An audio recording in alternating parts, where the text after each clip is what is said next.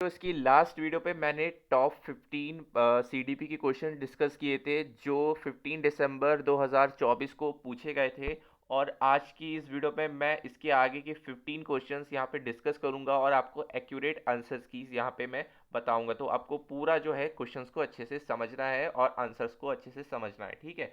तो यहाँ पे जो मेरे पास 16 वाला क्वेश्चन है इसको हम यहाँ पे रीड करते हैं। यहाँ पे लिखा है which of the following factors is not proposed by Jean पियाजे as affecting change in cognition.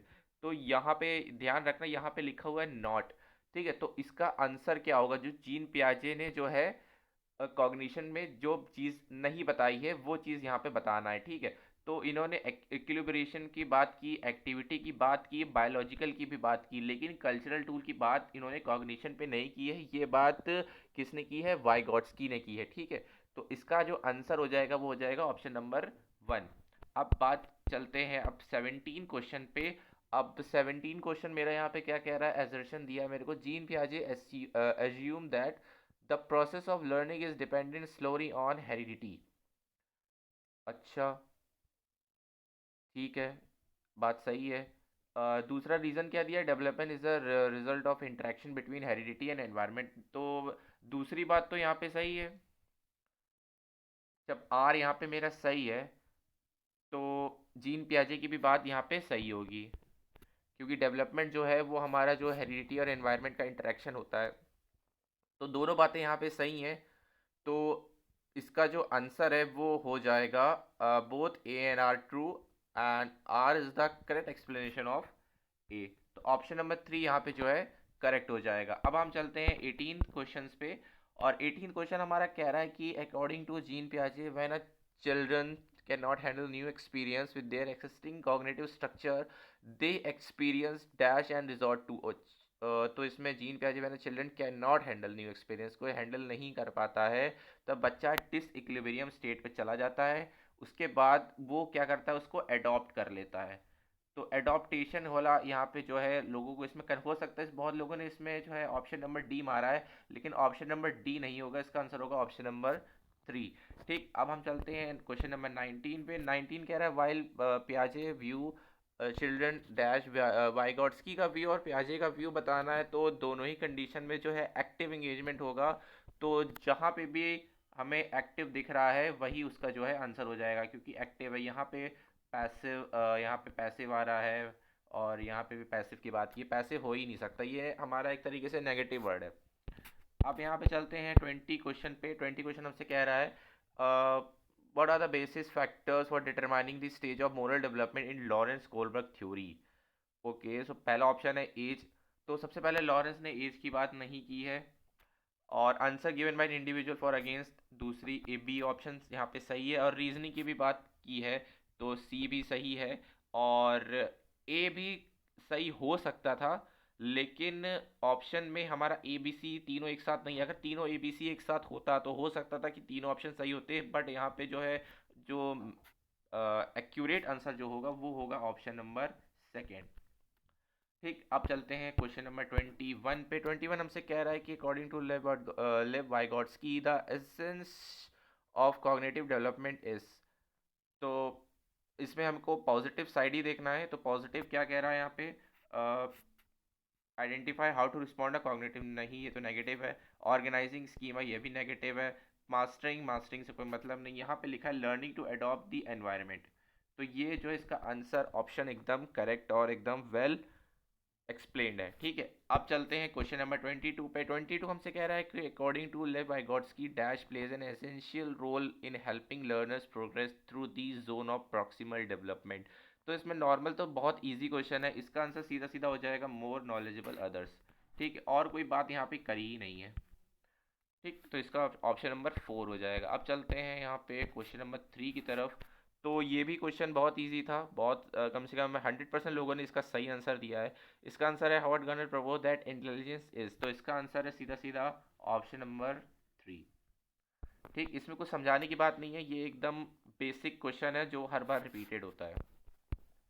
उसके बाद क्वेश्चन नंबर 24 पे चलते हैं। व्हाट इज़ प्रोग्रेसिव एजुकेशन, ये भी क्वेश्चन रिपीटेड है और इसका भी आंसर सबको आपको मालूम ही होगा। इसका आंसर है ऑप्शन नंबर 4 जो कि पॉजिटिव है। ये सारे जो ऑप्शन है सारे के सारे नेगेटिव है, नहीं हो सकते क्योंकि यहाँ पे रटने की बात की है और यहाँ पे टेक्नोलॉजी मल्टीमीडिया बोल दिया गया है, यहाँ पे स्ट्रिक्ट बोल दिया गया है, तो ये सारे तीनों नेगेटिव वर्ड हो गए हैं।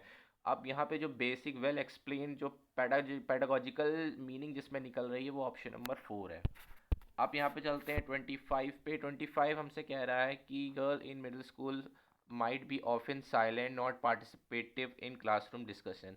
तो ये बात यहाँ पे गलत बोली गई है। इसमें जेंडर स्टीरियोटाइप है, पूरा का पूरा क्वेश्चन यहाँ पे जेंडर स्टीरियोटाइप है, जहाँ पे उल्टी सीधी बातें बोली जा रही हैं, टोटली नेगेटिव बोला जा रहा है। तो इसका जो आंसर है वो ऑप्शन नंबर 2 होगा। अब चलते हैं क्वेश्चन नंबर 26 की तरफ। 26 हमसे कह रहा है कि the nature of assessment should be dash and assessment task should B. तो सबसे पहले तो असेसमेंट होना चाहिए डायनेमिक, उसके बाद assessment task should be authentic. Standardize भी नेगेटिव वर्ड है, ये भी याद रखना, स्टैंडर्डाइज नेगेटिव वर्ड है। तो इसका जो आंसर हो जाएगा वो ऑप्शन नंबर 3 हो जाएगा, डायनेमिक एंड ऑथेंटिक।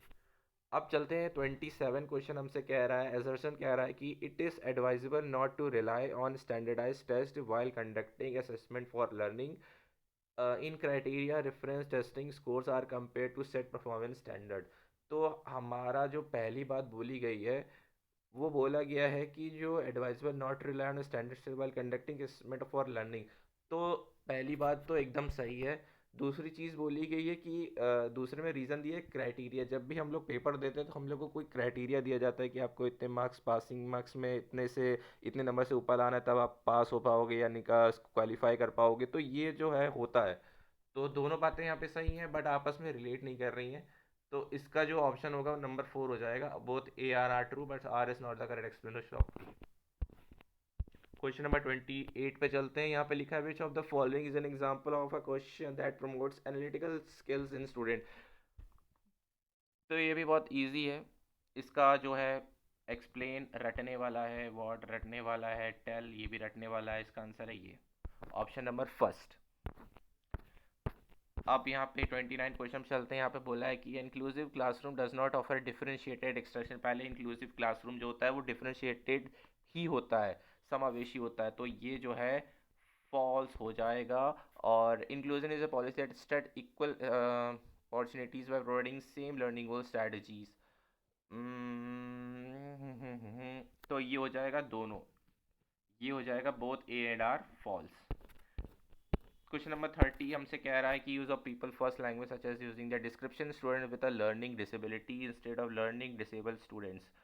तो इसका जो इसमें भी बहुत लोगों ने गलत किया था। सबसे पहली बात तो यहाँ पे पहला ऑप्शन नहीं होने वाला क्योंकि यहाँ पे मॉडल ऑफ डिसेबिलिटी की बात की है, इलिस्ट्रेट बोल दिया गया है, यहाँ पे हिंड्रेंस बोल दिया गया है और डिसेबिलिटी की बात वापस की है, यहाँ पे नॉट बोल दिया गया है। तो ये तीनों जो है हमारे जो नेगेटिव हो जाएंगे। और पॉजिटिव चीज़ें जो है वो हमारा ये जो है लिखा है कि ह्यूमन राइट अप्रोच है टू इंक्लूजन, ठीक है।